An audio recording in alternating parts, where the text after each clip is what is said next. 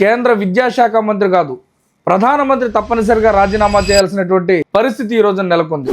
బ్రతుకు పోరాటం చేస్తున్నటువంటి విద్యార్థులపైన లాఠీ చార్జీలు చేసేటువంటి హక్కు ఈ ప్రభుత్వానికి ఎవరిచ్చారు?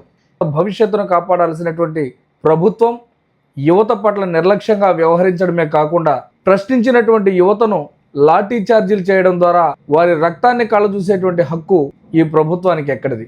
దాదాపు 20 మంది విద్యార్థులు పేపర్ లీకేజీల కారణంగా చనిపోతే వారికి మద్దతుగా అసలు ఈ పేపర్ లీకేజీలకు కారణభూతున్నటువంటి మంత్రిని బర్తరఫ్ చేయాల్సినటువంటిది పోయి ఈ రోజున వేలాది మంది, లక్షలాది మంది విద్యార్థులు ఢిల్లీ నడిబొడ్డున శాంతియుతంగా ఆందోళన చేస్తూ ఉంటే వారిపై లాఠీ చార్జీ చేస్తారా? ఇంతకంటే నియంతృత్వం ఇంకేమైనా ఉందా? ఈ దేశ భవిష్యత్తును అంధకూపంలోకి నెట్టేసేటువంటి ప్రధాని ఈ దేశానికి ఏమాత్రం అవసరం లేదు. ఇది నా ఒక్క మాట కాదు, దేశ ప్రజలు, ముఖ్యంగా దేశ యువత ఘోషిస్తున్నటువంటి మాట.